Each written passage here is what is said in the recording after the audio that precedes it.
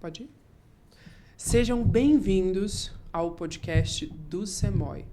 Hoje o episódio é mais que especial.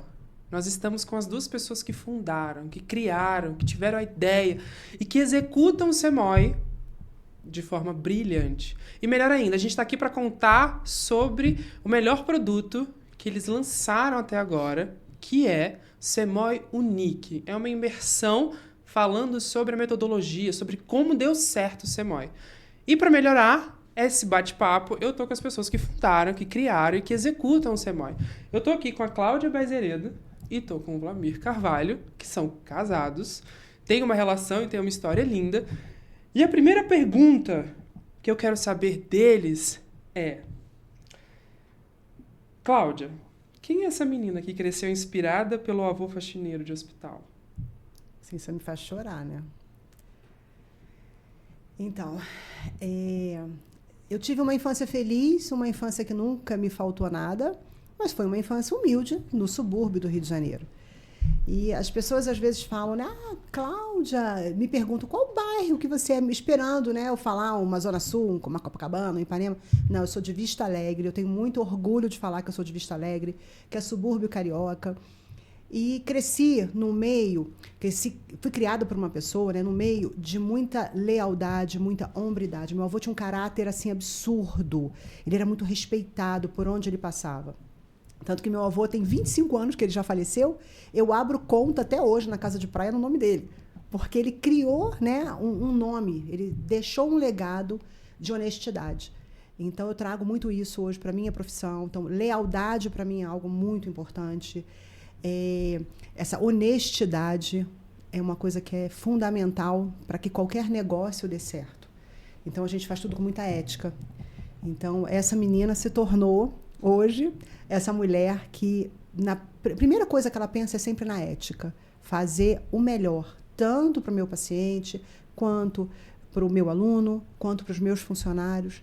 Então, eu acho que eu consegui trazer isso dele para mim. Perfeito. E Vlamir, gente, eu sou apaixonado pelas histórias do Vlamir. Ele é um ótimo contador de história. E eu quero saber dele.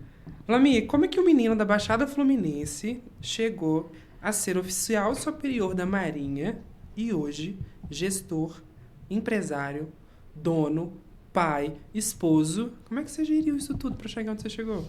Uau, é uma pergunta que, assim, muita gente se faz, né? E a minha pergunta é simples e direta. Qualquer um consegue chegar lá. Você tem que abdicar de várias coisas na vida, mas qualquer um. Seja na Baixada Fluminense, seja na Zona Sul, Leblon, Copacabana, seja numa comunidade. O importante é que você tenha foco, você veja mais à frente. Porque às vezes a criança, né, a pessoa jovem, ela pensa assim, não vou perder o tempo na minha vida, eu quero jogar bola, eu quero perder meu tempo, quero ficar aqui no PlayStation, quero ficar brincando, porque eu não sei o que vai acontecer. E isso acontece não só, né, quando você se distancia dos estudos, quando você se distancia da sua fé e quando você se distancia dos seus valores familiares. E aí a coisa começa a ficar mais difícil, você não consegue. Então, agora para responder essa pergunta, como que eu cheguei lá? Base familiar. Meu pai é militar, né, da Polícia Militar, começou como soldado da Força Aérea, depois fez um concurso para a Polícia Militar. Minha mãe do lar, sustentando ali 3 filhos, né, pulso firme, aonde não deixava a gente sair para qualquer local, não deixava sair à noite, jogar bola só do lado da nossa casa. Então, pulso firme, enquanto meu pai estava na batalha na Polícia Militar do Rio de Janeiro. Meu tio, ele também militar da Marinha. Meu avô serviu ao Exército na Segunda Guerra, em Portugal. Veio para cá com promessa de receber um terreno. Chegou aqui sozinho. Minha avó ficou lá em Portugal. Chegou aqui sozinho e recebeu a notícia que não tinha um terreno para ele. Então, ele teve que ficar 2 anos longe da família, da minha mãe, da minha tia, para poder conquistar um espaço e aí sim trazer a família de lá para cá, 20 dias de navio. Minha avó, no primeiro dia, enjoou, baixou na enfermaria. E a minha mãe com a minha tia, com um casal de portugueses que eles nunca viram na vida. E 2 crianças, de 8 e outra de 6 anos de idade. Então, essa história toda militar, na época que eu fiz, foi em 1985. Eu comecei a estudar. Eu terminei a 8ª série com 12 anos de idade, entrei muito jovem, né? Então era o mascote da turma. E um amigo que eu fiquei sabendo, bem mais 2 turmas acima da minha na escola, fazendo um cursinho, e eu me interessei. Que cursinho é esse? Um cursinho que você tem que ir para Cascadura, chamado Soeiro na época, não sei nem se existe ainda, mas ele contou a história de que queria ser militar, queria ser oficial. E aí, como ele era uma pessoa admirável, uma inteligência fantástica, era destaque na escola onde eu estudava, ele foi a minha inspiração. E aí meu tio, como cabo da Marinha, fuzileiro naval, chegou para mim e falou assim, é uma excelente opção, mas vai para a gola. O que era a gola? A gola é o oficial que serve na Marinha, mas como oficial da Armada, serve em navio, né? Aí eu perguntei para ele por quê. Ele falou assim, é ótimo ser fuzileiro, mas a gola tem mais prestígio, você vai conseguir ter mais opções na vida. E foi a partir dali que eu comecei e falei assim, não, vamos embora então, vamos estudar. Deve ser fácil, né? Não. Foram 2 anos e meio estudando. E o último ano, onde meu pai falou assim, olha, eu tenho que te dar a última chance, daqui a pouco seu irmão, ele vai ter que também fazer um cursinho, porque ele está chegando lá, então é a última oportunidade para você. André, eu não vi a luz do sol. E eu coloquei na minha cabeça que eu seria um oficial da Marinha. Primeiro porque era admirável, era reconhecido, era uma instituição de ensino referência na América Latina, o Colégio Naval, né? E eu lembro muito bem quando eu recebi a notícia, minha mãe recebeu a notícia, eu estava dormindo, e ela falou assim, você passou. E 1 ano me dedicando, eu passei para a Cefet, eu passei para o Exército, para a Marinha, para a Aeronáutica, eu passei para tudo que eu fiz concurso. A ENSE também na época, né? E aí, mas o meu objetivo era entrar para a Marinha. E aí quando eu entrei, minha mãe ficou super feliz e eu vi a minha avó no dia que eu cortei o cabelo bem baixinho, entrei no ônibus, a minha avó portuguesa. Magrinho, né? Novinho, magrinho. 16 anos, né? 16 anos, a minha calça era 36, cara. Era muito magro, era que nem meu filho, agora magrinho também. Eu acho que ele era até mais forte do que eu. Minha avó chorou tanto, mas tanto, quando eu embarquei naquele... Você já estava com ele, não estava, Cláudia? Eu conheci ele 3, 4 meses depois que ele entrou. Foi bem depois. A gente vai contar essa história aqui. Porque a família do Vlamir, assim, a avó dele é uma pessoa incrível, aquelas portuguesinhas, bem de aldeia mesmo, sabe? Mas que nunca tinham visto uma pessoa numa posição como aquela. E o Vlamir, ele meio que abriu as portas na família. Eu sempre falo, eu tenho tanto orgulho do meu sogro, da minha sogra, assim como eu tenho da minha mãe, do meu avô, né, e da minha avó, que me formaram também. Porque o meu sogro começou como cabo, né, PM, ele formou um oficial superior da Marinha, um oficial superior do Exército e uma médica. Então, assim, isso mostra que é possível. Tirou leite de pedra. Sim, é possível quando você determina, quando você persevera naquilo. E, assim, ser referência, ser o farol, né, num seio familiar, é o que me inspira hoje para ser um farol também para os meus filhos, né, para minha família. E não foi fácil. Foi muito difícil estudar para estar lá. Foi mais difícil se manter lá também no primeiro ano, porque foi um ano muito difícil. A gente só vinha para casa quando dava para vir, né? Eu não tinha dinheiro farto, então não podia também vir para casa para quê? Eu tinha que estudar. Então, assim, a minha avó que de vez em quando mandava dinheiro para ele vir. A minha tia também ajudou muito, minha mãe, assim, mas assim, eu senti dificuldades, né? Então era bem diferente de outros amigos que já tinham uma família e já tinham aportes ali que poderiam favorecê-lo todo final de semana vir para casa. Não tinha, né, essa opção. Assim como eu também não tinha, mas foi muito bom. Lá a gente teve muitos ensinamentos, além dos que eu aprendi na minha casa, mas a liderança, né, confiar nas outras pessoas, porque quando você vai para a guerra você tem que confiar no outro. E a guerra não é só guerra que a gente pensa com tiro, não. A guerra também no mundo empresarial, né? No mundo corporativo.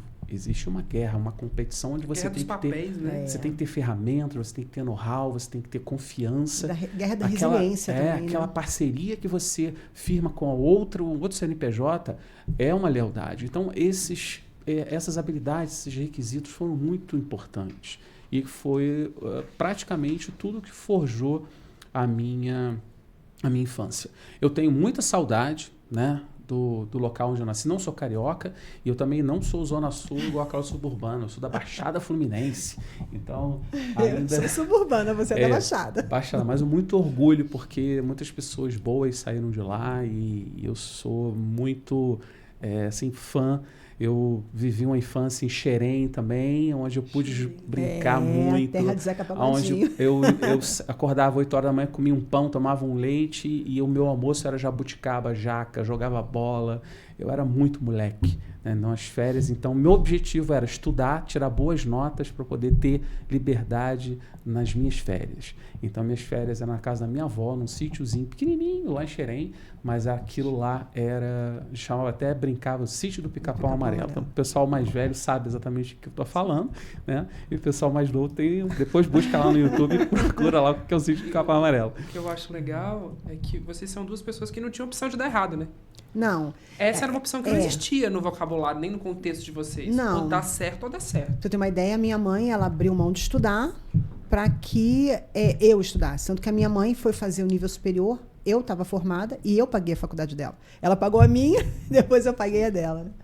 Porque ela era separada do meu pai, tinha uma pensão, que era o que pagava a minha faculdade, mas quando eu me formei, essa pensão acabou. E aí ela quis fazer, minha mãe é administradora hospitalar, e aí nós que levamos ela para fazer vestibular, a mim que orientou ela a estudar, passar no vestibular, e a gente que pagou a faculdade dela.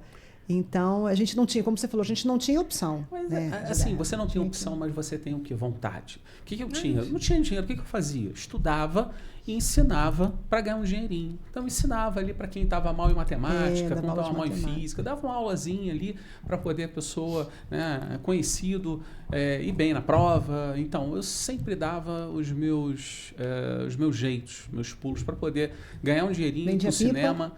Vendia pipa quando mais jovem. Então, assim, isso tudo é importante. Você não pode ficar na sua zona de conforto. Isso assim, é um ponto crucial. Não dá para ficar deitado com o telefone o tempo todo olhando, assistindo. Você tem que correr. Eu não começa baixo, começa lá embaixo, mas vai crescendo, vai fazendo sua faculdade, vai vendo metas, objetivos, vai seguindo aquilo ali. Cola com quem sabe. Cola com quem sabe, faz parcerias, pergunta para as pessoas que já vivenciaram, as pessoas mais antigas, mais idosas. São, assim, é uma biblioteca de conhecimento. E vocês? Gente, eu conheço a história deles, mas eu quero que vocês contem. Por favor. Como é que vocês conheceram? Porque eu já vi umas fotos deles bem novinhos. A Cláudia com cabelo que não é esse. Que não é esse. Entendeu? O Vlamir dessa finurinha. Eu quero entender. Como é que vocês se conheceram? E eu sei que tem muito tempo. Um amigo em comum, né? O Telinho, carinhosamente chamado de Telinho. Eu fiz Martins, eu vim de escola pública, né? Até a 7ª série, antiga 7ª série, eu estudei escola pública. E aí começou uma vibe no Rio de muita greve nas escolas públicas. A minha mãe viajou, eu aproveitei o gap da viagem dela, ela tinha deixado uns cheques em branco em casa. Na época eu não tinha cartão de crédito. Peguei aquele cheque, fui na escola e me matriculei, sozinha. E aí depois a minha avó teve que assinar, óbvio. Porque eu achava que estava pouco, né? Porque era muita greve, eu estava ficando muito em casa, eu queria estudar. E aí eu fui para uma escola mediana. Nessa escola, eu nunca fui uma aluna fenomenal. Eu sempre fui uma aluna que não era uma aluna ruim, mas também nunca fui aluna de 10. Eu era uma aluna ali, vamos dizer, de uns 7, uma aluna mais mediana.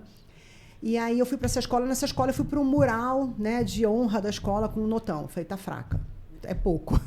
É aquela velha história, né? Se você é o melhor da mesa, você é na mesa errada. Então, eu precisava de uma escola mais forte. Foi quando eu busquei o Martins, que na época era o melhor colégio do Rio de Janeiro. E era um colégio que preparava para os concursos. Então, na minha turma, tinham todos aqueles meninos que queriam exército, marinha, aeronáutica, né? Então, esse colega em comum nosso, ele queria marinha, ele passou para a marinha. E eu fiz a 8ª série nesse colégio, eu estava com 14 anos. No ano seguinte, eu faria 15 e eu tive aquela festa com 15 damas. Os 15, né? No caso, eram alunos do colégio, mas aqueles cadetes, aquela festa bem tradicional. Meu bolo tinha 15 bonequinhas, 15 bonequinhos, aquilo tudo. E aí eu liguei para ele e falei, olha, eu estou precisando que você arrume os meninos para dançar, porque menina eu arrumo, mas eu não tenho os meninos. E aí ele conseguiu os colegas de turma. E nessa leva veio o Vlamir. E nós marcamos na porta do Martins. E eu lembro que eu desci do ônibus, né? Que eu andava de ônibus, então era uma menina de subúrbio normal. Não tinha Uber naquela época, como hoje, né? E eu desci do ônibus, eu lembro que eu mirei assim no Vlamir, eu falei, uau, que menino lindo. Eu acho que eu me apaixonei naquela descida de ônibus. Que chique. Vezes, né? Foi desse que jeito. chique. E aí a gente, aí ele também gostou. Nunca sabia, eu não soube disso. Fiquei sabendo agora. Ele também gostou, que a gente ficou naquele negócio do olhar, né? Ele jogou o olhar, eu firmei, não fugi do olhar dele, não. Aí no ônibus ele veio puxar papo. E a minha mãe tinha mandado fazer um sapato mega alto. Então ela falou, ó, você escolhe. Eu namorava na época. Ela falou assim, você escolhe um menino bem alto para dançar com você, porque o sapato já foi mandado fazer. Não era um sapato comprado, ela mandou fazer um sapato. E aí eu falei, tá. E escolhi o mais alto, mas não era o que eu queria, né? E eu estava muito insatisfeita com aquilo no ensaio, que a gente foi para o ensaio da valsa. E aí, no meio da coisa, eu falei, mãe, eu quero ele ali, ó. Eu preciso dançar com ele. Ele tem que ser meu príncipe. Eu não quero. Você manda diminuir o salto, por favor. E aí ela aceitou, que a minha mãe sempre fez tudo que eu queria. Ela sempre foi uma mãezona. E aí eu fui para você quer dançar comigo? Ele aceitou na hora, né? E aí, moral da história, foi meu príncipe nos meus 15 anos. Eu faço dia 4 de junho, dia 5 de junho nós começamos a namorar.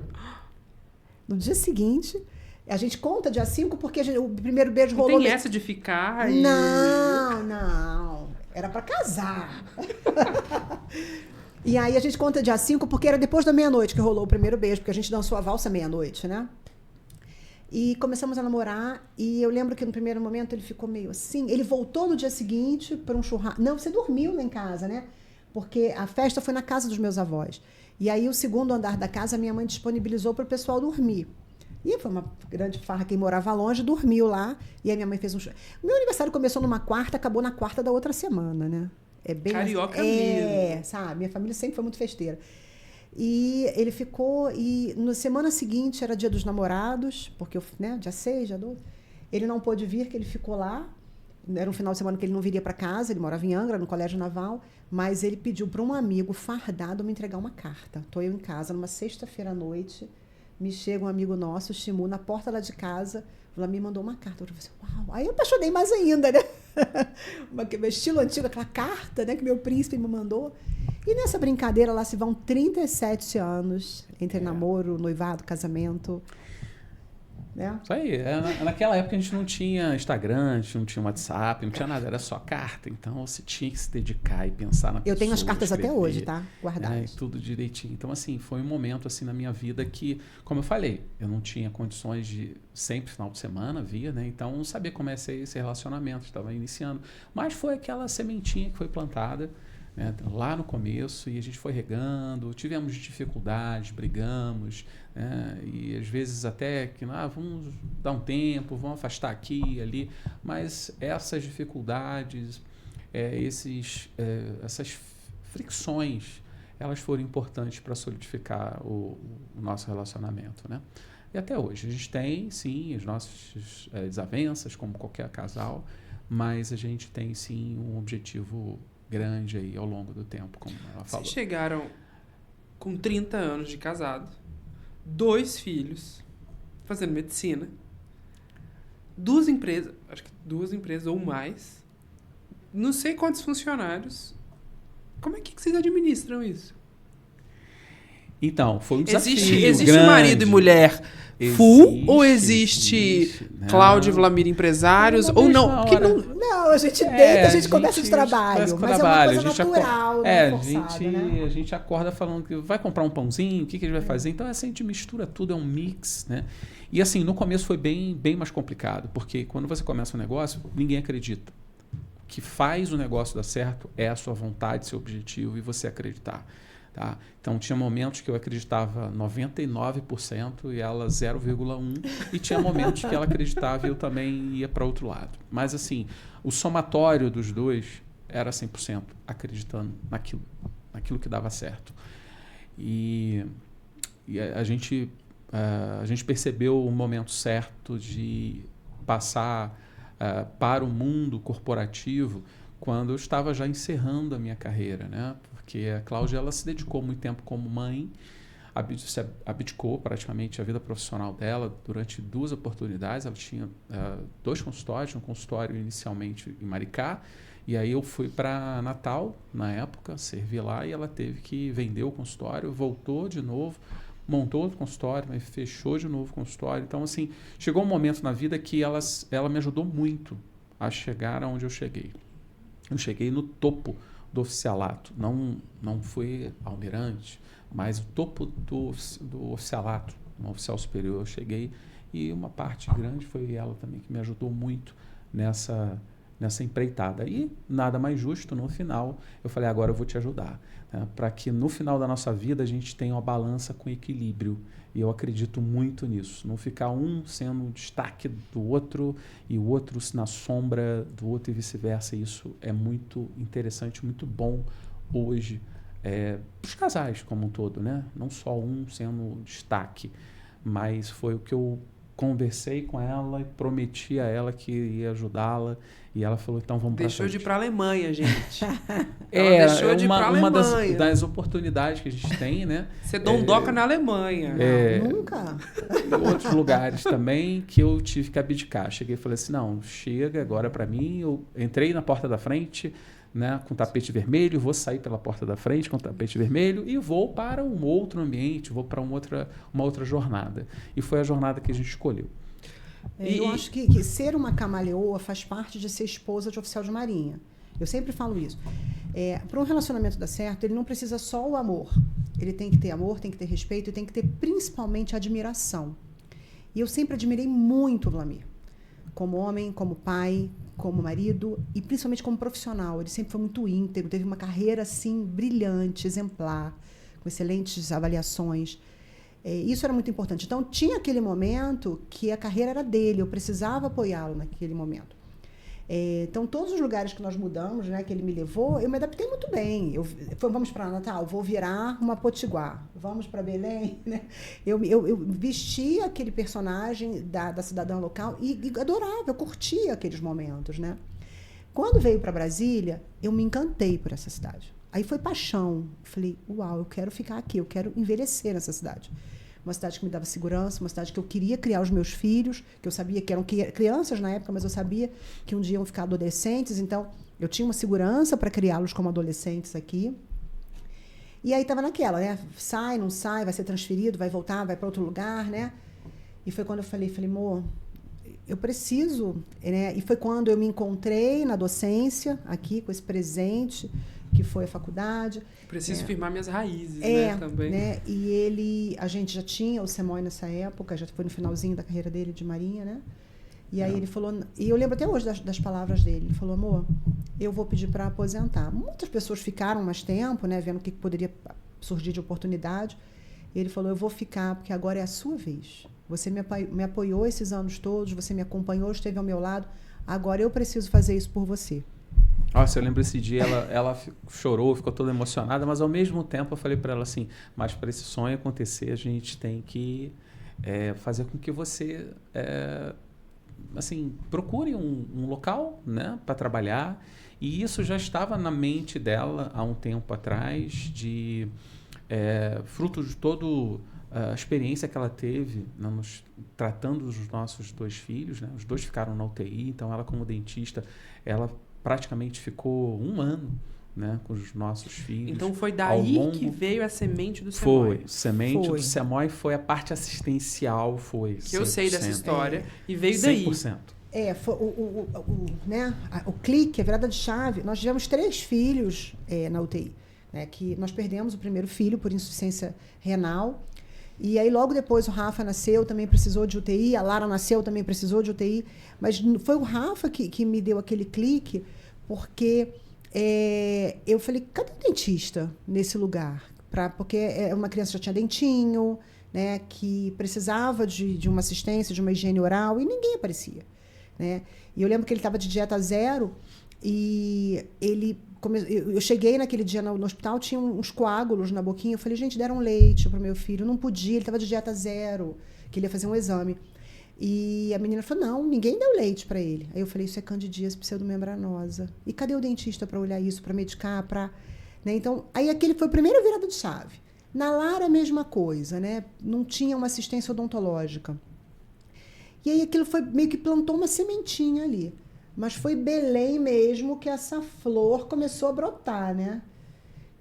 Eu tive uma experiência ímpar. Belém foi, assim, o motivador disso tudo. Além de ser uma cidade fantástica, maravilhosa, o Vlamir comandava um navio lá. E eu tinha recebido um convite para fazer parte das voluntárias Cisne Branco, que é um projeto da Marinha fantástico de voluntariado. Ele acaba absorvendo as esposas que estão fora de sede, cada uma com a sua função, e utiliza em prol da própria Marinha. Isso é muito legal, tudo na base do voluntariado. E pelo nosso trabalho, um almirante, na época, o almirante Rodrigo, um almirante fantástico, me convidou, no caso, para fazer parte das voluntárias Cisne Branco. A esposa era a nossa líder, Dona Márcia, uma pessoa incrível, e eu resolvi aceitar. E ali eu comecei a fazer vários projetos na Vila de Cabos, de marinheiros, de sargento, para erradicação da cárie, floretação das crianças. E a gente tinha uma colega que era do Hospital Naval, e a gente nem caminhava para lá, então a gente meio que acabou com a cárie. Mas sem luxo, né? Sem nada. Como que ia atender no meio do Rio? Não, por enquanto a gente estava na cidade, né? Aí, por conta do nosso trabalho muito bem feito, o comandante da Marinha na época foi fazer uma visita a Belém. E ele ficou encantado com as voluntárias daquela região naquela época, né? E ele falou, o que vocês querem? E a Dona Márcia falou, nós queremos fazer isso no hospital, no navio hospital. E foi quando a gente começou, né, a ampliar o serviço das voluntárias. E aí foi muito incrível. Foi muito incrível fazer realmente saúde pública em população ribeirinha, sabe? Assim, sair um pouco daquela coisa da cidade grande, do consultório, né? E aí foi uma coisa que transformou a minha vida. Tanto que eu fiz saúde pública, na época, hoje é saúde coletiva o nome, mas eu cheguei a fazer uma especialização, eu fiquei muito encantada, né? Eu cheguei em casa e comecei a entender muito mais a vida dele como militar, como oficial de marinha, porque ele chegava das viagens, você viajou o quê? Mais de 120 dias em um ano. Ah, foi bem mais. Bem mais, né? 170 dias. Em um ano. Então, e ele chegava, ele dormia, ele hibernava 24 horas. E as crianças querendo brincar e querendo pai. E eu ficava brava na época. Eu falei, gente, mas acabou de chegar e não brinca com os filhos. E aí, quando a gente fez essas viagens, o comandante da época do navio, ele botava a gente para ver a vivência, né, o dia a dia deles. Então, era pós-combate, incêndio, navegação noturna. Tudo isso eu tive que fazer. E eu voltava acabada. E aí eu comecei a entender mais ele. Então, quando ele voltava de viagem, eu disse, não, acorda o papai, deixa o papai descansar, o papai está cansado. Então, foi muito bom, porque eu pude vivenciar o que ele passava. E eu não tinha metade da responsabilidade dele como oficial, como comandante do navio, né? A tripulação toda estava, né, sobre o comando dele, sobre a responsabilidade dele. Então, foi muito bacana. Mas foi no Hospital Naval de Belém que o negócio aconteceu. Que você viu a oportunidade de levar a odontologia para dentro de um hospital. Foi. Começando na UTI, uma colega que trabalhava lá me chamou para ver um paciente na UTI. E eu lembro que eu falei, chama a Marinha. Não, eu queria que você fosse e tal. Eu sempre tive essa coisa da estomatologia muito aflorada, que era aquela odontologia que já era diferente. Eu nunca fui da estética, eu nunca fui da prótese, eu sempre gostei, como os meus alunos falam, das perebas. Tanto que eu chego para dar aula, Cláudia, vai ter pereba hoje? Vai ter muita pereba. E tem muita pereba, gente. Nossa, cada slide. E aí eu fui... E eu, quando chego para tomar café, ela tá na sala. Ela tá lá com as perebas dela lá na tela. A minha filha pega o celular e fala, mãe, que celular nem horroroso. Com manteiga. Complicado. E aí eu fui, mas fui assim, com muito medo, porque eu nunca tinha... Eu tinha entrado na UTI para visitar, nunca tinha entrado para atuar. E o paciente entubado, e eu falei, meu Deus, eu vou tirar esse tubo. Eu não tinha noção do que eu estava fazendo ali. Mas eu tinha boa vontade. E aí, naquela época, não existia protocolo, a gente limpava a boca com Cepacol na UTI. Hoje nem pode se falar nisso. Mas eu fui lá, eu aspirei, eu queria um sugador, não tinha, mas tinha uma sonda de aspiração. E aí eu fui... E por menor que tenha sido, né, a minha ajuda naquele momento, ela foi alguma coisa. E eu lembro que no dia seguinte, quando eu voltei, o médico falou assim para mim, o cheiro daquele paciente já melhorou. Porque ele tinha uma secreção, né, diferente, na boca escura. E aí aquilo, eu fui para casa inquieta, ele chegou de viagem, eu falei, já procurei curso, eu não acho, e não tem nada que fale desse dentista que atua no hospital, no seu buco, porque só se falava de buco, né? E eu fiquei muito inquieta. A gente estava próximo de ir embora já, né? E aí, quando nós viemos para Brasília, nós ficamos ainda um tempo, nós saímos de Belém para o Rio, ficamos 1 ano no Rio de Janeiro, porque ele foi fazer a Escola de Guerra Naval, e eu procurando, falei, vou estudar. Foi quando eu fiz saúde pública, né? Eu falei, já que é 1 ano só, sabia que ia ficar 1 ano, eu falei, não vou trabalhar, vou estudar. E aí, quando a gente chegou em Brasília, e aí foi ele que achou o meu mestrado. Aí conta aí como é que foi. Que eu estava tão inquieta que ele começou a procurar também. Eu ajudei a Cláudia, né, a fazer essa procura, mas, assim, pra ser muito sincero, não tinha praticamente nada falando sobre odontologia hospitalar. É porque vocês vão saber de onde nasceu, tá, gente? E nem existia odontologia hospitalar. Esse nome veio em 2015. Isso era odontologia intensiva de uma instituição, à época, que era multiprofissional e não tinha curso de odontologia naquela época também. E tinha uma pós-graduação. Não tinha nada. Era só habilitação. Tinham residências, mas eram residências multiprofissionais, mas não nessa área, em outras áreas. Né? Era uma capacitação na época, né? Então era só uma coisa prática, entrar na UTI e tal, que estava assim, germinando em São Paulo. Não tinha ainda nenhuma turma. E aí na época eu falei assim, poxa, já que não tem, você vai fazer um mestrado, então, porque tem um mestrado aqui em Brasília. Ela foi a primeira dentista a fazer um mestrado fora de São Paulo. Em São Paulo tinham 2 outros dentistas que já tinham feito lá. O mestrado estava em fase final. E aí foi quando a gente conversou com esse responsável, era o coordenador desse mestrado. E aí ele abriu a porta para a gente, falou assim, vocês não querem pensar, de repente, montar um curso? Que é um mestrado médico. Era médico. Não é um mestrado odontológico. É um mestrado em terapia intensiva. É. Tanto que na minha turma só tinha médico, enfermeiro, fisioterapeuta, era um mestrado. Você fez sanduíche? Eu acabei indo. Na verdade, eu fiz ele no Brasil, mas a gente ficou 1 mês em Coimbra. Eu tentei fazer uma parte, né, da minha pesquisa lá em Coimbra. Tentei não, fiz, né? Nós ficamos 1 mês em Coimbra. Só que em Coimbra, a estomatologia, que era a minha área de atuação na época, ela é do médico, era da medicina. Então, eu continuei o mestrado na medicina. Então, foi tudo na medicina. E na minha turma tinha eu de dentista e uma colega do Tocantins, só. E em São Paulo tinham mais 2 dentistas. Então, era realmente algo muito, né, inicial. Muito inicial. Aí eu caí na asneira de pegar um empréstimo. Morrendo de medo. A Cláudia também. Eu sou um pouco mais, né, eu tenho pavor agressivo, de dívida. Mas ela não. Ela paga o boletozinho dela ali todo dia. Você gosta de viver o risco, a Cláudia... Um pouco mais... Tanto que as nossas aplicações, a dele é tudo de risco, a minha é tudo conservadora. Mas aí eu fui lá, não tinha dinheiro na época, né? Duro, com 2 crianças ainda, e realmente não tinha. A gente tinha um carro, tinha um Ford Ka, e a gente vendeu o Ford Ka, aquela joaninha. Você andou de Ford Ka, Cláudia Bezerra? Nossa, 2 portas só, para 4 pessoas, era assim. Mas eu aprendi a dirigir um Fusca. E ainda bem que a gente tinha um carro. Esse carro, eu lembro muito bem quando a gente saiu de Natal, a gente colocou ele na cegonha e me entregaram com o motor fundido. Eu perdi o carro. E aí, quando a gente chegou aqui, a gente comprou Corsa. Um Corsazinho, viemos pra cá e tal. E aí a gente, poxa, não tinha dinheiro, vamos fazer o quê? Eu vendo o carro, eu pego o empréstimo. Eu fui lá no Exército, bati na porta lá, né, da Polpex, que quem é militar sabe, conhece muito bem a Polpex, né? E aí, juros fantásticos, tal, aquela coisa toda. Eu cheguei para ela e falei assim, peguei R$30 mil.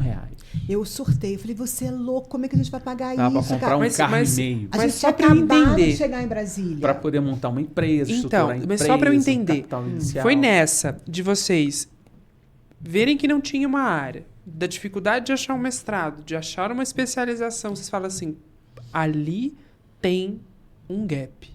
Sim. E a gente pode cobrir esse gap. Sim, isso foi aí, Vami? Quando a gente chegou aqui em janeiro/fevereiro... Esse olhar de gestão.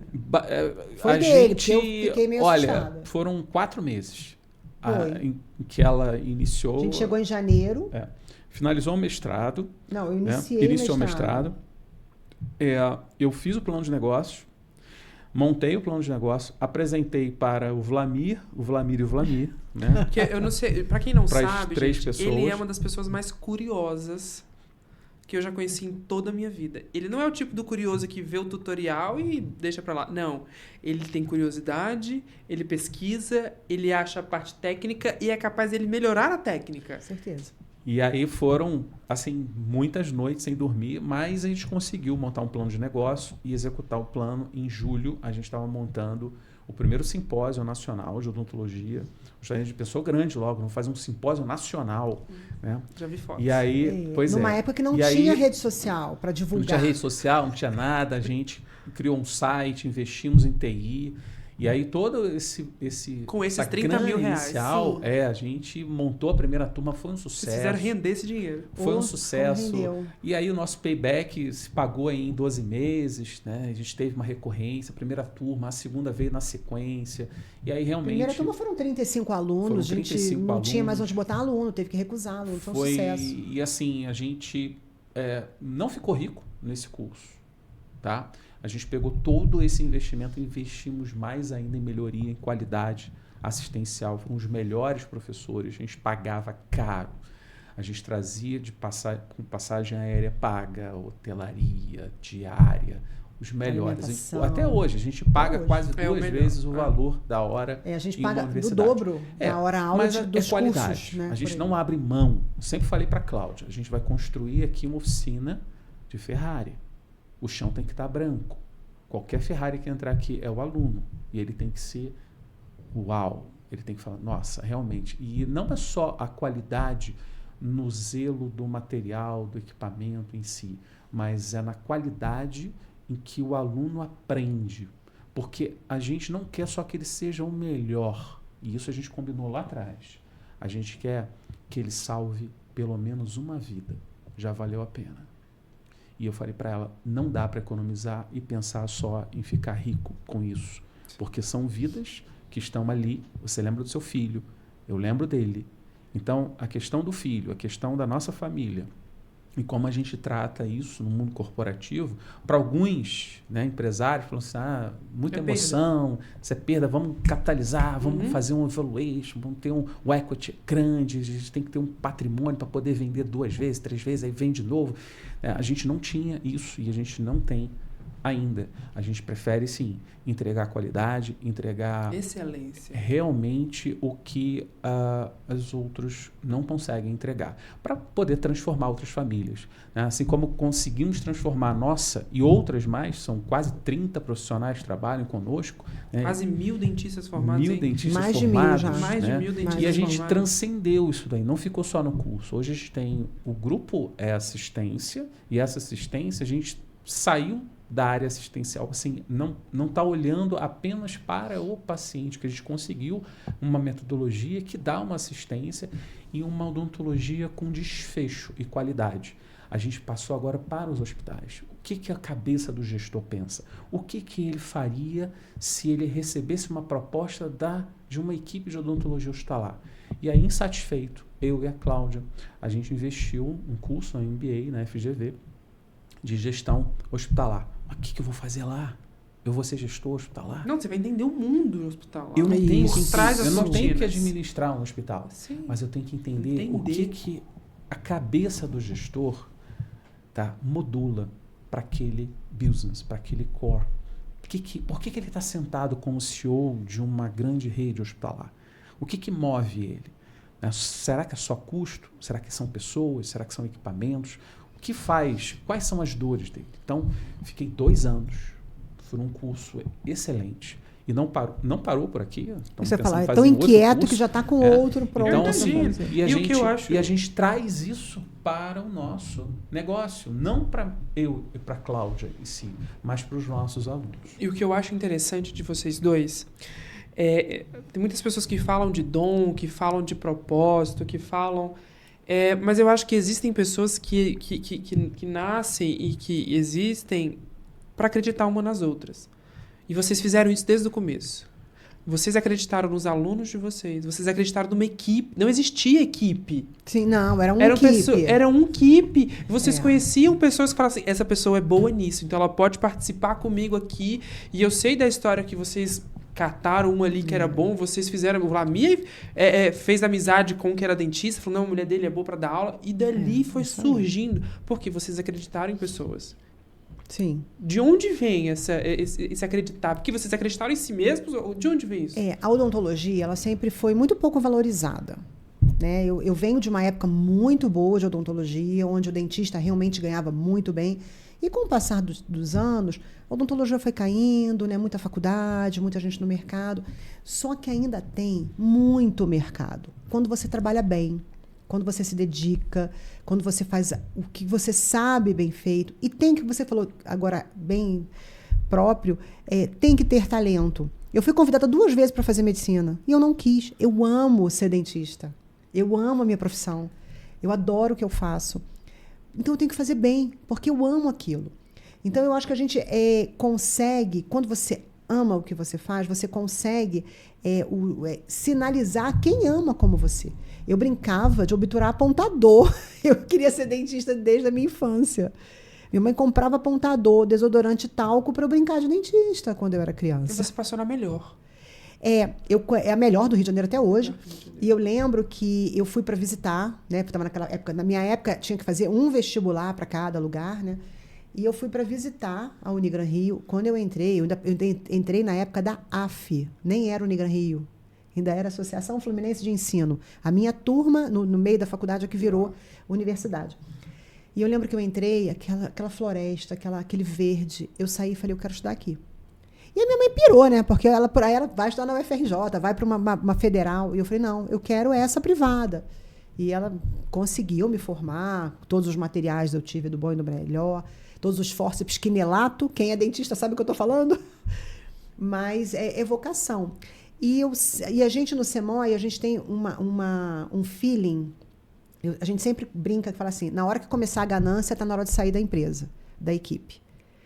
O dinheiro ele vai vir. O dinheiro é uma consequência de um trabalho bem feito, de um trabalho ético, de um trabalho feito com amor. E quando a gente começa a perceber muita ganância, está na hora dessa pessoa não mais pertencer ao Grupo SEMOI. E todo mundo acha que o SEMOI é ensino, que o SEMOI é um curso. O SEMOI tem o curso, tem o SEMOI curso, e tem o SEMOI Assistência, que é a clínica integrada. São 2 empresas. Né? Então, por isso a gente teve a ideia, né, de ampliar um pouco essa formação para a gestão, porque nós temos 7 hospitais geridos pelo Grupo SEMOI. O único grupo que tem esse tanto de hospital. Brasília, Rio, e o Vlamina vai falar para vocês quanto que eles trazem de retorno para um hospital. Gente, quando eu descobri, quando eu tive uma conversa mínima com eles e soube como que era esse mundo por trás, vocês vão ficar encantados.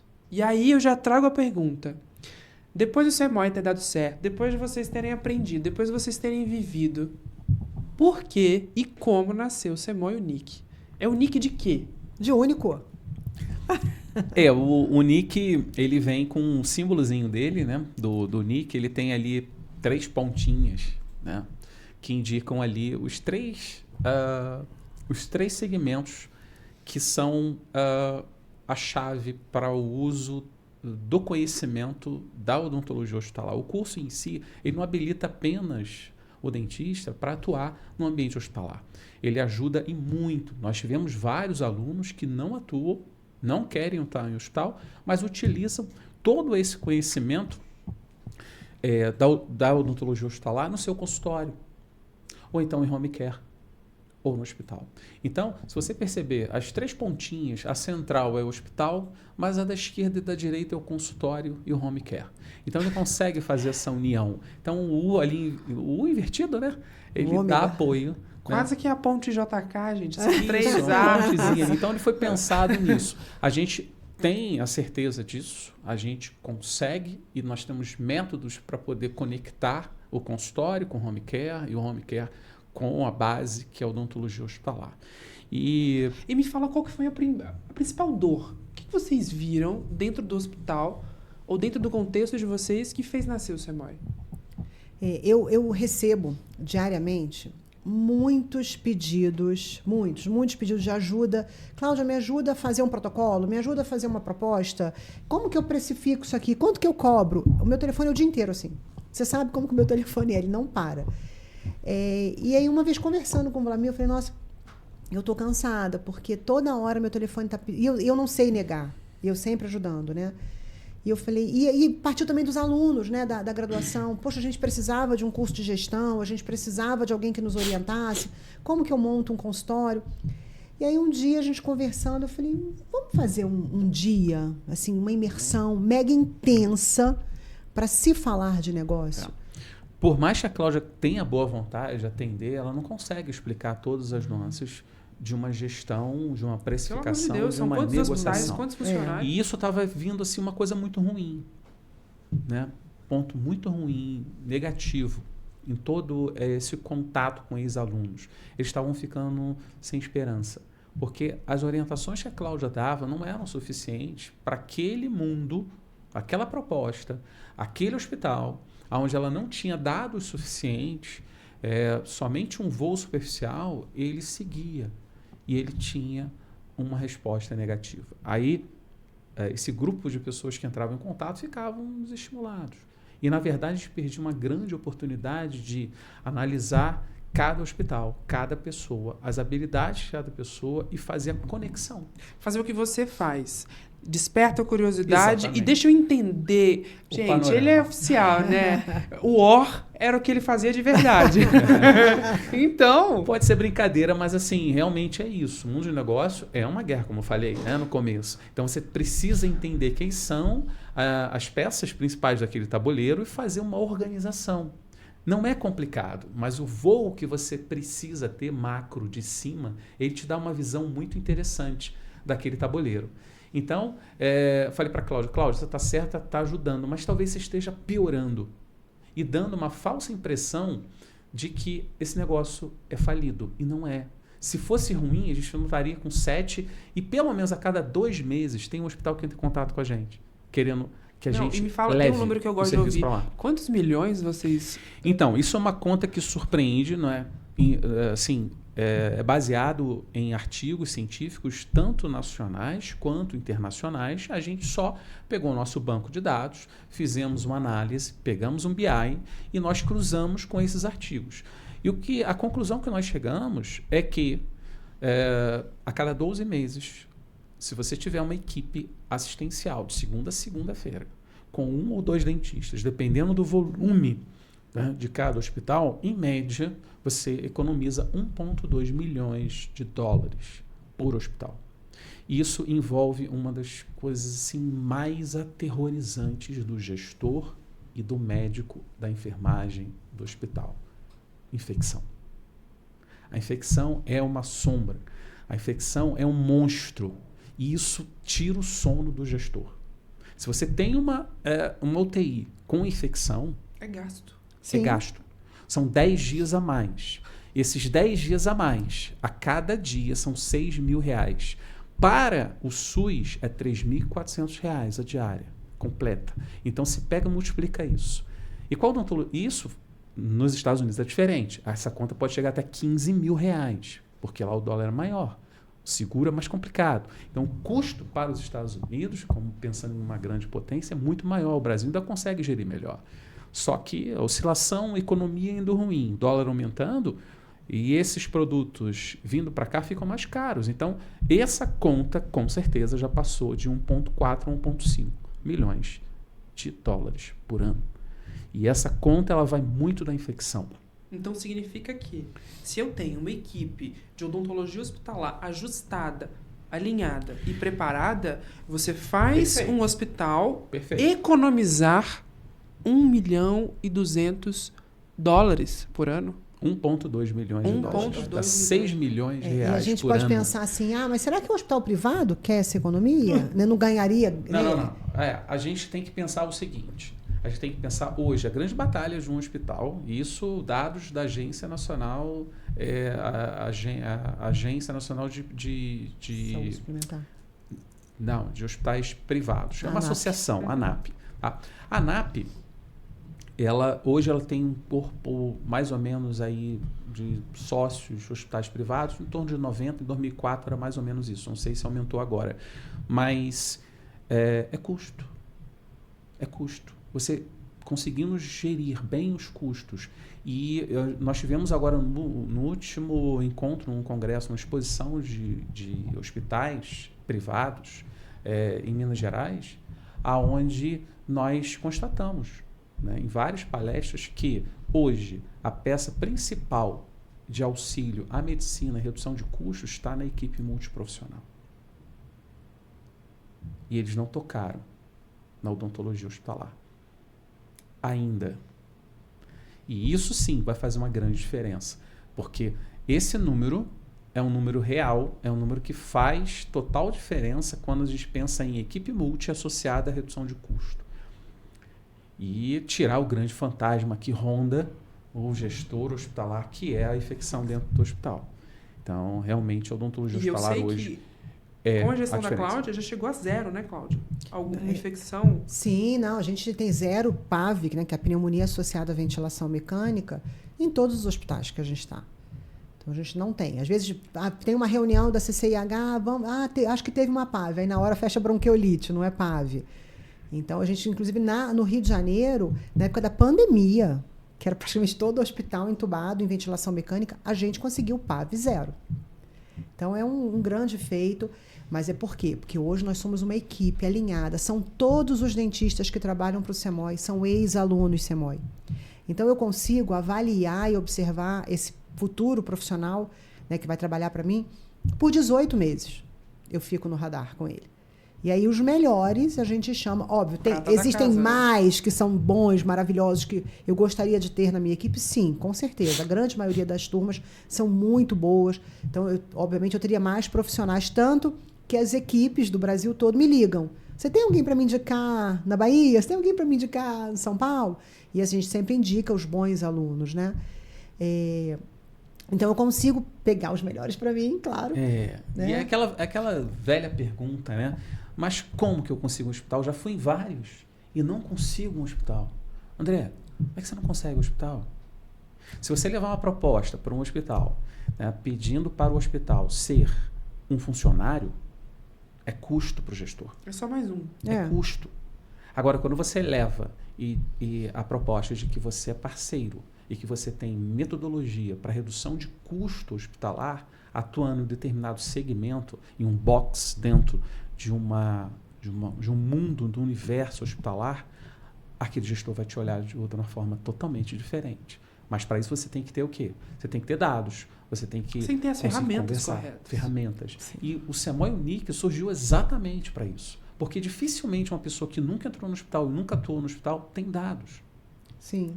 E a gente pode sim ajudar, não só a gente, mas um grupo de empresários e pessoas que já estão no mercado há mais tempo, poder facilmente orientar e dar essas ferramentas que são ferramentas importantes e necessárias até uma negociação. Porque na negociação você entende que você está buscando um lado, o gestor está para o outro, o médico-chefe da UTI outro. Mas qual é o ponto central? Qual é o ponto que une os três? Isso é negociação. E essa metodologia a gente tem e já foi testada. Como eu falei, hoje nós estamos em 7 hospitais, indo para quase 9 hospitais. A cada 2, 3 meses a gente recebe propostas para poder inserir a equipe dentro desses hospitais. E por que a gente às vezes nega? Primeiro, hospitais que estão muito afastados e a gente não consegue dar assistência. Não adianta só botar 1 ou 2, 3 dentistas. O dentista tem que estar qualificado, tem que estar treinado, porque se houver qualquer acidente dentro de uma UTI com um dentista que não está habilitado, especializado, isso gera um ônus não para o dentista, não para o hospital. Claro, eles vão ter que responder, ainda mais se tiver um TCE, um traumatismo crânioencefálico, que não é uma coisa difícil, uma queda, por exemplo. Uhum. Então, o que é assim, o mais importante? A falha vai ser da odontologia. O responsável vai ser os dentistas. Eles que vão... Dentista deixa cair paciente... Vai virar logo notícia de jornal. Vai virar notícia de jornal, vai cair na mídia. E para você desconstruir tudo isso, fica muito mais difícil. Tá? Pegando um gancho aqui, eu posso? Com certeza, é seu. Vamos, então, agora falar um pouco sobre mercado. Os últimos dados, já que eu falei um pouquinho de como os conselhos poderiam ser e depois a gente entende quais são os pilares do SEMOI Unique. Sim. Porque ele tem uma ordem cronológica para acontecer. Para acontecer. Como imersão. E para a gente entender depois. Sim. Então, é importante que a gente entenda que hoje no Brasil são 430 mil dentistas, de acordo com o site do Conselho Federal de Odontologia. Isso é muito. É muito. Quase Eles estão concentrados em determinadas especialidades. Hoje você tem menos de 1% que que são especializados em odontologia hospitalar. E aí vem o contrassenso. Uma suboferta de mercado são 73.126 leitos de UTI no Brasil, com tendência a crescer até 2026. Isso a gente levando em consideração a odontologia na UTI, mas a gente tem a oncologia, cardiologia, nefrologia. Você soma todos os hospitais privados, todos os hospitais públicos, são 73 mil leitos só de UTI, fora as enfermarias. E a gente tem 3 mil dentistas. Hoje, eu digo para você, a conta não fecha, gente. Não. é a melhor oportunidade. É o que eu chamo na estratégia de Oceano Azul. Quem não leu o livro, leia. É o Oceano Azul da odontologia hospitalar. Você tem uma quantidade absurda de oferta. E não, eu digo para você, não de emprego, mas oferta em partnership. Ou seja, você vai ser parceiro do hospital. Você vai trazer economia para o hospital. Você não está ali para trabalhar para o hospital. Você vai estar, obviamente, fazendo parte do ecossistema do hospital, trazendo para ele economia. E, além disso, você vai estar prestando a assistência que você que é importante. Você troca a ordem, o hospital que te quer, não você que Exatamente. quer o Você hoje já os foi gestores, no ponto. Você foi no ponto. É isso. Quem souber levar esse conceito, vai para qualquer hospital. Os gestores já estão pensando assim. Eu lembro que um dos hospitais nossos, a gestora já tinha feito entrevista com 2 equipes, eu era a terceira equipe que ela entrevistava. E aí ela virou para mim e falou assim, primeira coisa que eu quero... Aí de cara ela olhou para mim e falou assim, que vocês previnem PAV, que vocês evitam infecção, isso aí eu sei, não precisa me contar não. Ela começou a entrevista assim, porque a gente chega muito preparado, né? A gente previne PAV, a gente previne infecção, úlcera traumática pelo tubo. Ela falou, isso tudo eu já sei, você não precisa me falar. Agora, o que eu quero saber é o seguinte, você é um equipe ou você é uma equipe? O que você respondeu, Cláudia? Eu sou uma equipe. Na época eu tinha 15 dentistas trabalhando para mim. Hoje são 25. Eu falei, eu sou uma equipe com 15. Então você tem braço para assumir o hospital? Eu falei, tenho. E nessa brincadeira eu já peguei 3 hospitais da mesma rede. Por quê? Porque a gente começou num trabalho tão bem feito, tão sólido. E uma vez eu fui num congresso... Aquela base que vocês têm lá atrás, sim, ela permeia até hoje. Com certeza, protocolos rígidos. Então, assim, agora a gente está passando por um preparo de um dos hospitais está se preparando para a auditoria da JCI, que é a Joint Commission. A gente está trabalhando nos processos. Então, não é a odontologia hospitalar, ela não fica só restrita ao assistencialismo. Por isso que, às vezes, é preciso uma equipe, porque eu preciso ter o dentista que está lá na ponta, né, obviamente supervisionado por mim, mas eu tenho que sair um pouco da operação, não que eu não vá para o hospital, porque eu vou, mas eu tenho que sair um pouco da operação para poder fazer a gestão. Principalmente a gestão de pessoas, né? Essa relação com os diretores é toda feita por mim. E aí ela falou isso para mim. E no congresso no Rio de Janeiro, eu escutei uma palestra de um grande gestor, e ele falou o seguinte, quem acha que a odontologia é um custo para o hospital, não sabe o que é o custo de uma PAV. De uma pneumonia associada à ventilação, que é muito maior. Nós custamos 10% do que o hospital gasta para tratar uma pneumonia de um paciente entubado. Então, é barato ter odontologia. O hospital ele tem lucro com isso, né? Então, hoje, os gestores já estão começando a ver isso com outros olhos. Tanto que, quando eu comecei para agora, a gente já vê, né, um campo muito mais fértil para a odontologia. E eu sempre falo que às vezes as pessoas ficam focadas só no hospital. A gente não pode esquecer que tem o pós-alta. Esse paciente vai ter alta. Ele vai ser um transplantado, ele vai continuar sendo um cardiopata, ele vai continuar em tratamento oncológico, ele vai continuar tendo as suas peculiaridades. E aí, quem trata dele do consultório? Então, o dentista especialista em odontologia hospitalar, ele vai ter um consultório potencializado. É um público completamente diferente, que está desassistido, porque muitos dos colegas não querem atender, porque tem medo, tem receio, né, não sabem, tem segurança para atender. E a gente tem também o terceiro tripé, que é o home care, que está crescendo demais no Brasil, daqueles pacientes que não têm condição de ir ao consultório. Óbvio que se o paciente pode ir ao consultório, é muito melhor, porque é muito mais fácil fazer odontologia no consultório.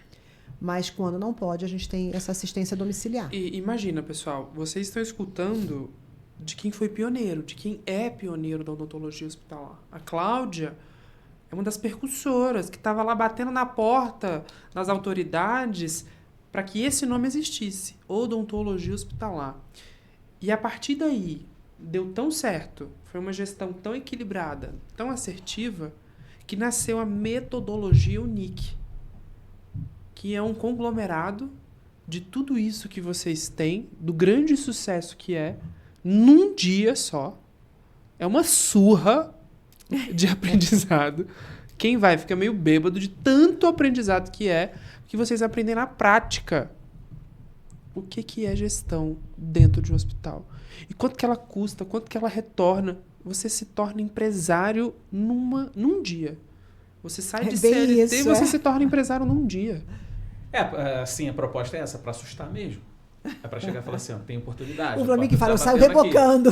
Já chega logo entregando tudo, não tem essa de esconder. Agora, claro, tem gente que está mais preparada, tem músculo para poder entender e rapidamente absorver e seguir em frente. É uma caminhada, é uma jornada. A gente está ali embaixo, tá, numa montanha. Eu estou dando as instruções. Ó, não vai por aqui, ali tem água. Quando você subir 1000 metros, você vai ter tanto isso de rocha. As dificuldades, eu vou pontuar todas elas para chegar no topo. Agora, tem gente que não tem musculatura para chegar até lá. Ainda está faltando o quê? Respirar melhor. Não vai conseguir chegar no oxigênio. O que a gente faz? Tem que entender o momento dessas pessoas. E aí sim, temos treinamentos para essas pessoas. A gente vai treinar o oxigênio, a gente vai treinar a musculatura. Personalizado. Vocês dão know-how à pessoa. Não tem condições de você subir um Everest sem treinamento. E o Everest que eu digo é 5 hospitais, 6 hospitais, 10 hospitais. E até o consultório, né? Até potencializar o seu consultório. Não, quando a gente comenta, né, odontologia hospitalar, a gente está levando para os 3 segmentos. Porque é diferente você fazer, vou fazer um curso de odontologia para consultório, né, para atuar melhor a gestão de consultório. Está focado no consultório. Vou fazer um curso agora para entender home care. Só que quando você atua dentro do hospital, você cria uma empatia com aquele paciente. E aquilo leva, chama isso de rapport. Você cria uma simpatia muito grande. Porque você são fideliza. Os cuidados, você fideliza. E a pessoa, eu quero que você me atenda na minha casa. Então você não nasce home care, você nasce odontologia hospitalar. E aí você acaba sendo rebocado para o ambiente de home care e, obviamente, para o ambiente do seu consultório. Então, hoje, qual a orientação? Principalmente para aqueles que estão começando, tá? Isso que eu falei um pouco é para a visão da área da saúde. Agora, a mensagem é para aquele estudante de odontologia, aquele que está começando. Isso é importantíssimo, tá? Aquele que tem condições de investir no consultório. Eu hoje não investiria no consultório. Mesmo que eu tivesse R$1 milhão, eu não investiria. Tabloide do Léo Dias. Eu iria investir esse dinheiro que eu tenho, meu pai me deu, tal, eu investiria em outro ativo. Aplicação, o que seja. Eu investiria primeiro na odontologia, conhecer o corpo, a forma sistêmica como um todo. Aí sim, ali você tem o contato com médico, com enfermeiro, com psicólogo, com nutrição. Ali a saúde pulsando. Uma equipe assistencialista. Uma coisa que você não tem na faculdade. Você não tem conexão com as outras áreas da saúde. Você é saúde. Você que eu digo, o dentista. Então você sai dali e vai para o consultório fechado a 4 paredes. Você tem 20 e poucos anos. Pensa, eu vou investir primeiro numa área que vai me dar uma visão mais ampla, 360 graus. E eu vou conhecer o sistema, o corpo, como interage. É ter uma visão estratégica, né, Vlamir? Porque às vezes não é o que a gente quer, é o que a gente precisa. Sim, sim. Você com 2, 3 anos ali, você vai ter músculo, você vai ter musculatura para você entender melhor. Aonde eu vou montar meu consultório? Pode ser que meu pai quisesse que eu montasse um Leblon. Mas e se eu for para Copacabana, do lado do hospital que eu estou atendendo? Seria melhor? Eu não vou responder. Vou deixar para cada um responda. O que é melhor? Você montar assim que sair da faculdade, montar um consultório prontinho, sem fazer nenhuma análise de mercado, ambiente a interno, concorrência externo, vai te engolir. Concorrência. Sim. Porque você não sabe precificar, você não sabe quanto custa, você não sabe nada. E o Vlamir, outro dia, ele falou uma coisa, tem até um corte dele lá no Instagram do Unique Brasília, que ele fala assim, se você me fala que você está sem dinheiro, eu não acredito, porque existe como você sair, né, desse nicho comum, aparecer perante os seus pares na sua profissão e ter o seu dinheiro. Porque o dinheiro ele não está no banco, ele está onde existe o problema. Então, quando você resolve o problema de alguém, você acaba se diferenciando do seu colega. Então, até outro dia mostrei para ele, a gente estava agora mesmo na corrida, nossa filha foi fazer uma corrida, lá na esplanada. Vocês correram? Só uma Não, pergunta. a gente só torceu. Torcida completa. Só torcendo. E aí tava lotado e tal. E aí tinha uma senhora com corsinha, velhinho, abriu a mala, ali ela estava vendendo café, pão de queijo, bolo caseiro. Tava lotado. Nós fomos os primeiros clientes dela. Até ela brincou com o Vlamir, falou, você chegou, começou a encher. Porque ela correu atrás. Ela pegou o que ela tinha disponível naquele momento. Ela entendeu a dor daquele momento. Isso aí. E em cima da dor, ela trouxe solução. Isso aí, porque tinham vários acompanhantes que foram levar, né? A esposa, marido e tal, que não tinha direito lá às frutinhas da corrida e que precisaram tomar. Tava chovendo, tava frio, então ela levou um cafezinho, ela levou um chocolate e ela vendeu. Então a gente tem que ver onde está o problema.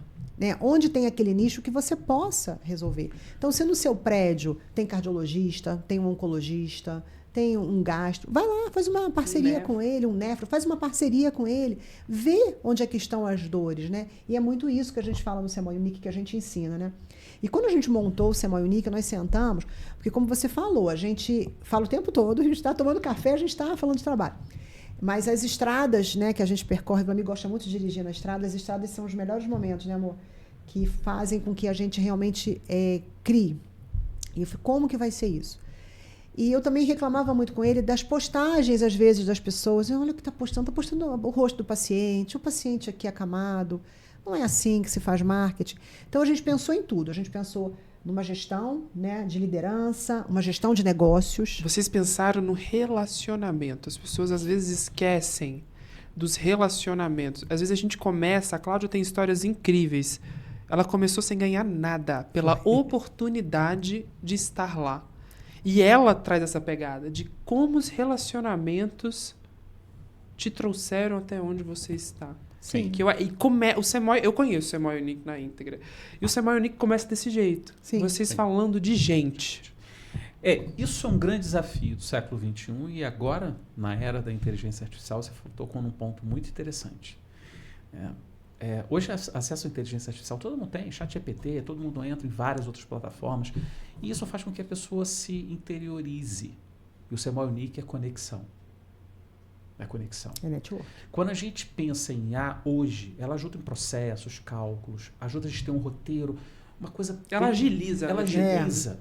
Eu falei para a Cláudia outro dia, se a gente tivesse com a IA, né, no momento que a gente montou o CEMOI, né, a gente teria, obviamente, encurtado esses quase 13 anos para uns quase não, mais de 13, já são mais de 13. 3 anos, 2 anos.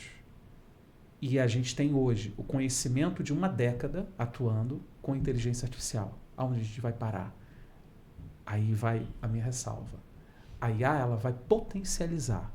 Mas se você não tiver condições de dirigir um jato a 600 km por hora, você vai bater com o jato. Você tem que ter uma carteira de habilitação para conduzir uma inteligência artificial com as informações que chegam hoje para você. Eu vou pegar essa informação, vou botar em IA e vou resolver. Olha o jato, lembra dessa mensagem. A pessoa não sabe Você nem como não está pergunta, nem como habilitado. orienta. Você não está habilitado. Sim. Agora, com as ferramentas certas, sabendo qual é a altitude que você pode aumentar a velocidade, chegar em determinado ponto, pousar com segurança, isso realmente é o que vai fazer a diferença. E hoje, com a IA, ela até chegar na conexão, no contato humano, em histórias, conversar, sentir emoção, estabelecer uma conexão, ela vai demorar muito tempo. E é isso que a gente tem que pensar. A gente criou o CEMOI Unique para justamente isso, conexão entre esses 3 ambientes, com quem tem uma década de experiência. E no momento de IA, claro que a gente vai falar sobre IA um pouco. É óbvio, não dá para a gente se distanciar disso, mas a gente vai tentar botar vocês no cockpit e fazer um voo muito rápido para vocês sentirem o perigo que é a IA hoje e como vocês podem domá-la, utilizar ao seu favor. Comecem primeiro com um voo mais tranquilo, né? Vai com um balãozinho mais baixo, e aí sim, aos poucos, quando você vai criando habilidades, e aí você vai pegar um jato e vai chegar a 900 km por hora em 10 segundos, 20 segundos de uma cidade para outra. É isso que a gente quer propor. Então, a gente fala de relacionamento. Sim, gestão de espaço, pessoas, de equipe, de gente. Sim. Porque hoje, gente, se você não tem relacionamento com gente... Como fidelizar, como estar ali? Depois a gente fala de legislação, a gente fala de lei, a gente fala de Códigos da conselho, ANS, vocês falam conselho, de papel, porque se você não tem conhecimento, se você não tem repertório, você chega aonde?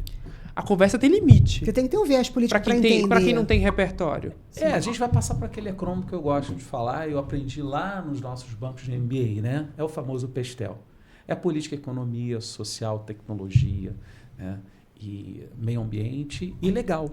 É exatamente isso. A gente vai correr um pouco mais essa visão estratégica para você ter uma visão para te dar ampla, repertório. Para te dar repertório. Sim. Não tem condições de você criar músculo, como eu falei, para subir sem você treinar, sem ir para academia, sem ter condições e aptidão para chegar até lá. Exatamente isso. E uma coisa que eu acho fantástica, que a gente teve, né, colegas que fizeram o primeiro NIC aqui em Brasília, que falam, agora eu estou precificando até minha escova de Robson. Porque a gente tem a calculadora que o Vlamir criou para precificação. A minha grande dificuldade, às vezes, era assim, doutora, me dá um desconto? Não, calma aí, me explica. O que é essa calculadora do CEMOI? Bom, a calculadora de precificação é uma calculadora baseada nas minhas dúvidas, porque ele sempre falou assim, você não sabe vender. E aí ele me deu uma ferramenta no qual eu sei quanto que eu posso dar de desconto. Porque você, como professora de graduação, na graduação não se ensina como precificar. Tanto que ele vai dar uma aula para uma liga agora lá na faculdade, todas as ligas pediram para participar. Que é uma aula de gestão. Assim, você tem condições de você precificar... Na indústria é um pouco mais complexo, mas no dia a dia, quando a gente fala de consultório, a gente dá uma visão bem prática de como você objetiva, né? Não perder dinheiro. Então, a precificação, qual o objetivo dela? Saber o seu lucro, saber quantos produtos ou serviços você tem que prestar mínimo para você não ficar no prejuízo e qual é a sua margem, qual o objetivo? Chegar a uma margem de segurança que você estabeleça entre, olha, eu vou investir meu dinheiro aqui, se eu jogar esse meu dinheiro para outro local, por exemplo, uma aplicação, LCI, lá o que seja, eu vou ter retorno comparado com o que eu estou investindo, porque às vezes você vai pegar o seu dinheiro, vai jogar lá, por que eu vou ficar fazendo isso? Não vai me dar retorno. Então, assim, a precificação é para isso. Você tem volume? Sim, eu tenho volume, você pode diminuir o teu valor principal. Mas você tem que garantir um número X mínimo. E a precificação depende disso. Por isso que ela não é igual para todo local. Ela depende do bairro, depende do estado, do município, depende da pessoa, dos equipamentos. Depende do tempo econômico. Tempo.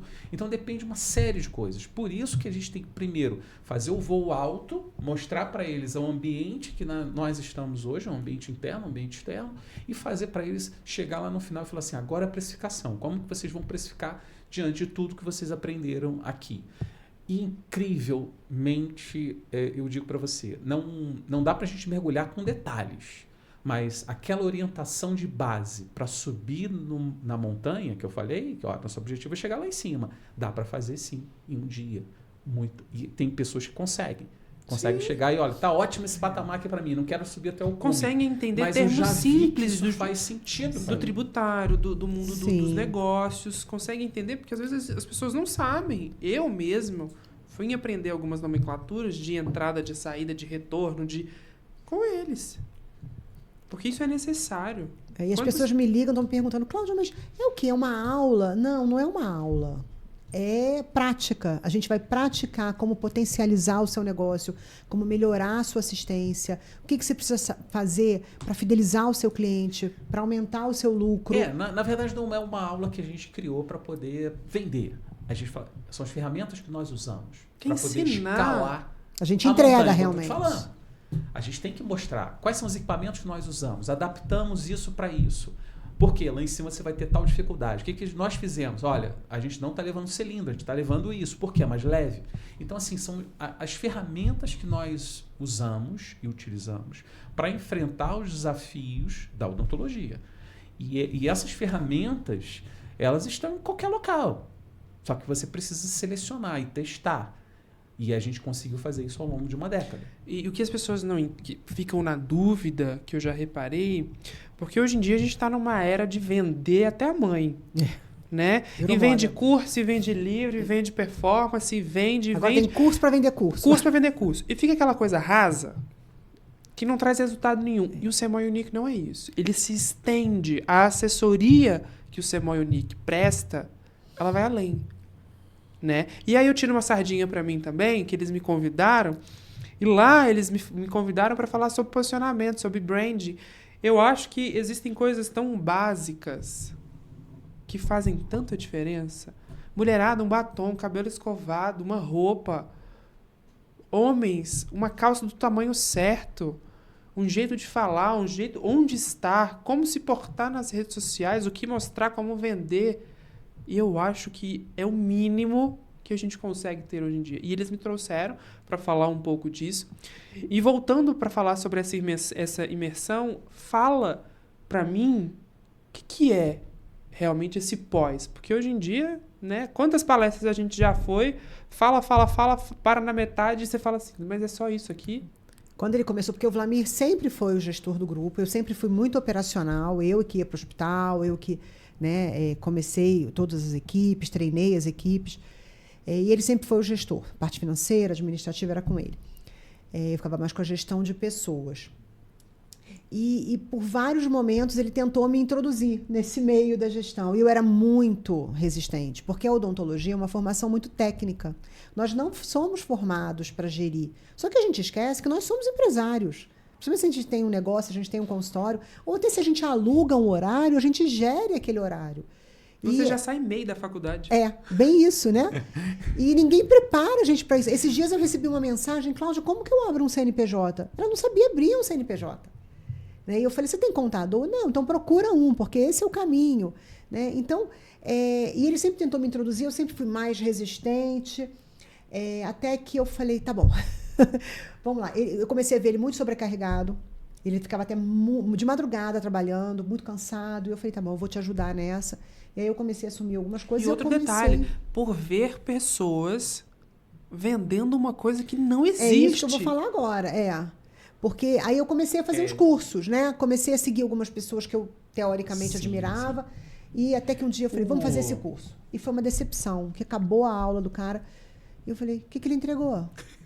Nada, ele vendeu mais um. E não é barato. Entendeu? Não entregou a Cláudia nada. sempre foi meu termômetro, né? Então, assim, para eu poder fazer qualquer coisa, lançar qualquer curso, tem que dar certo com ela. É claro. É igual um chefe de cozinha. Como é que você vai Eu abrir? era cobaia. Porque ela que te traz o problema, ela traz a solução e ela é a prática. A Cláudia, ela é a personificação da odontologia. Assim como ela tem vários dentistas. Claro, existem outros fora da curva que se aperfeiçoaram, já tem um viés, uma pegada empresarial muito forte, né? Tem franquias e tudo mais, e aprenderam ao longo da vida. Mas assim, a grande maioria dos dentistas é como a Cláudia. Então, como que eu vou fazer um curso se eu não conseguir ainda convencer a Cláudia de que a gestão é importante e como ela pode conduzir? Hoje, eu sei que se eu ficar fora durante um mês, né, viajando, ela conduz tranquilo. Porque já tem sistemas para isso. Então, assim, você já sai de um patamar e vai para outro. Porque quando você percebe que a empresa, na sua ausência, anda bem, aí é equity. É o que a gente vai falar um pouco no Semoy Unique. É isso que o empresário tem que estar. É colocar o jatinho no piloto automático. O empresário que está pensando no lucro, o lucro, como alguns milionários e bilionários falam, é o salário do empresário. O que o empresário tem que pensar é no equity. O equity é importante. E aqui a gente vai falar um pouquinho sobre isso lá no Rio de Janeiro. E vai ser fantástico, né? Vai ser... Porque, assim, é que nem a primeira turma do Semoy Especialização. A primeira turma, lá em 2012, ela foi de um jeito. Agora, a 47ª turma que a gente está montando no Rio de Janeiro, para começar agora em fevereiro, ela já vai ser de outro. Porque essa que começou ontem já era outra. Já é outra coisa da última que você viu, né? Por quê? Porque a gente começa a observar, posso melhorar aqui. Isso aqui não está legal, eu vou mudar essa aula e vou melhorar mais ainda. Então, assim, até outro dia uma aluna da primeira turma falou assim, eu fiz um curso maravilhoso. Eu falei, agora que ele está maravilhoso. Porque quando a gente começou eram 100 horas, hoje são 500 horas. Né? E a gente tem muita prática, muita oficina, muita simulação realística. E a mesma coisa é o Semoy Unique. A gente fez em Brasília, foi o primeiro, foi um sucesso. E a gente já está vendo os frutos, né? Pessoas que fizeram o Semoy Unique já assim, despontando no mercado aqui em Brasília. E agora no Rio, a gente já está com um monte de ideia nova, a gente já vai melhorar ele mais ainda. Que ele falou, ela se adapta, porque a gente vê o contexto. Então, às vezes, a pessoa que fez o Semoy Unique aqui em Brasília, pode ser que no Rio seja totalmente diferente. Sim, sim. A gente já está aprimorando, a gente está cheio de ideia. Nós estamos e assim, quem aprimora não somos nós. É o feedback de vocês. Sim. São vocês que trazem pra gente a demanda e as dores de vocês. Se vocês ficarem calados numa consulta médica e não falar, eu tô com dor aqui, o médico não é adivinho. Então, a gente vai, sim, a gente mostra a nossa capacidade, nossa performance, mas é claro que a cada edição do Semoy Unique, ela vem com a tratativa de uma dor dos anteriores. Essa que é a ideia. Não dá pra gente ser estático. A gente tem que ser dinâmico. Não é forma de bolo, gente. Não. Gestão não é forma de bolo. Não é impossível. De um mês pro outro já surge uma novidade. Na economia, por exemplo. No Pra tributário. vocês, E muda tudo. cada hospital não tem uma característica? Sim, completamente diferente. Tem uma, Cada diretor de tem uma hospital missão, é de um visão, jeito. valores Completamente totalmente diferentes. diferente. Como é que a gente gere isso? Como é que a gente identifica isso? Qual é o mapa que a gente traça para poder... Tem um raio-x, tá? Eu tô com dor, tá? Tô com dor. O hospital tá com dor, tá? Vai pro raio-x. Faz uma ressonância. Aí depois eu vou pegar a sua imagem. Aí eu vou analisar. É a mesma coisa o negócio. Eu não posso chegar e entregar uma forma de bolo pronto, um bolo padrão para todos os hospitais. Eu tenho que tirar um raio-x. Eu tenho que ver o aonde está o ponto sensível, é na costela, na coluna, Tem que passar na um perna. scanner. A gente faz isso na Sim. oficina para Então, pegar o problema do carro. Exatamente isso. E a gente não faz isso. Ah, mas como é que a gente faz isso? Como é que a gente passa o scanner? São ferramentas, são técnicas. E assim, tem pessoas que pegam rápido, né? Assim, uma ligação telefônica. Vlamir, eu estou precisando disso. Aí eu vou e explico. Ou a Cláudia explica. Ela fica com mais tempo, ela tem mais tempo, né? Uhum. É. Você Trabalha viu? de segunda a segunda, mas ela consegue atender. E aí ela orienta. Mas a pessoa não tem, talvez, aquele scanner calibrado. E Não está muitas autorizado pelo vezes Inmetro. eu falo assim, E aí, você me ajuda a fazer um deu protocolo? Mas eu não consigo fazer um protocolo de um lugar que eu não tô lá dentro, que eu não conheço, que eu não analisei, né? E nós estamos falando da era da IA. Sim. Que as pessoas, mas sim. assim, o que ele tem falado, você tem que ter know-how para guiar a IA. Se você não tiver, Você vai bater ela com não alguém. serve para nada. Sim. E eu Ela sempre serve falo, para te machucar. outro dia uma colega falou assim, mas eu não sei como é que você dá conta e tal. Eu recebo mais, sei lá, acho que eu nem sei, acho que mais de 1000 mensagens por dia. É uma coisa louca. Só tem grupo meu que quando eu não vejo tem 200 Eu não mensagens. sei como é que não travou o telefone aí. Pois é. Mas eu tenho aquela coisa de mensagens não lidas, eu passo o olho. Se tem a mensagem de um diretor ou de alguém importante do hospital que precise falar comigo, eu paro tudo. Eu sou disponível. Eu paro tudo que eu estou fazendo e eu vou resolver. É gente, não é mensagem automática, é gente. Porque eu sei que estão precisando. Porque se um diretor está me ligando, ele precisa de alguma coisa. E eu preciso atendê-lo naquele momento. Então, a gente tem que estar muito disponível nesse meio, né? Assim como o médico, né? O paciente liga, ele tem que estar ali disponível. Então, eu acho que isso também é um grande sucesso do Semoy, que a gente está sempre muito disponível. A gente tem muito pronta a resposta, né? A gente não enrola para estar... A historinha, né? É estar no lugar certo, na hora certa, com as pessoas certas. Sim. E quem é visto é lembrado. Isso aí. Né? Estar presente, né, nos locais. Ele está indo agora para o Rio, porque vai ter uma reunião com ele. E tem coisas que só ele participa, tem coisas que só eu participo. Né? Mas a gente consegue gerir junto tudo muito bem. Então, para a gente já ir caminhando para o final, eu queria saber de vocês uma mensagem importante. Não só para o dentista, porque o Semoy Unique ele é além do cenário da odontologia. Porque o Semoy Unique ele é o resultado de uma boa gestão, de um bom, né, do que deu certo para você. Isso vai além de um dentista. É pro enfermeiro, é pro médico, é para quem está gerindo. Uhum. Qual que é a mensagem de vocês para essa galera? Assim, na área da saúde, assim como na área também que eu trabalhei muitos anos, né, que a área militar, você não deixar de investir, não deixar de... Mesmo que você perca, a gente... Já tive investimento que deu errado, mas aquele erro a gente aprendeu 2 vezes mais.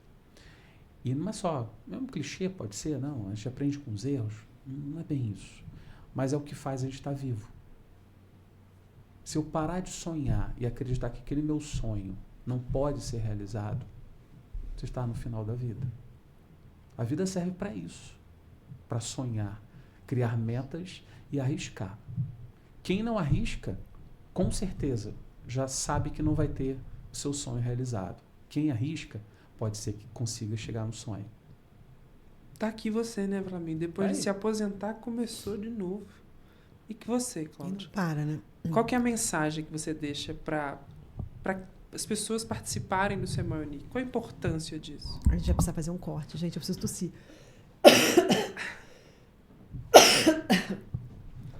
Vamos lá. Coragem. Porque me faltou coragem muitas vezes. Me faltou coragem até financeira, porque, né, a gente tinha 2 filhos pequenos. E, cara, você vai investir. Como que vai ser isso? Porque às vezes você tem dinheiro, você tem a técnica, mas te falta coragem. Então tem que ter coragem. E nunca desistir. Porque às vezes eu já escutei, eu tô velha para isso, né, para começar do zero. Eu larguei a minha vida profissional durante 3 anos para cuidar dos meus filhos. Comecei do zero várias vezes, porque cada transferência dele, eu começava do zero. Não me rendi à clínica popular, eu me recusei a ser explorada. Eu preferi ficar em casa com os meus filhos, cuidando de filho e de marido, do que trabalhar em clínica popular, porque eu investi muito na minha profissão, eu estudei muito para ganhar o que se ganha numa clínica popular. E teve um momento que eu decidi voltar. Eu já estava com quase 40 anos, tinha 39 anos, e estou aqui, com 52, cheia de planos, não vou parar, querendo investir cada vez mais na minha profissão, cheia de energia para isso, porque um dia ele me deu coragem, porque eu não tinha. Então, eu acho que a coragem faz parte de um processo. Então é isso. A gente está chegando ao fim do podcast do SEMOI. Acredito que nascerão mais episódios daqui para frente. E é isso. Se você quer ser esse baita profissional, o SEMOI Unique Rio de Janeiro acontece dia 8 de novembro, lá no Mercury da Barra. E nós estamos ansiosos para receber você lá. E não para aí. O SEMOI Unique, ele vai além.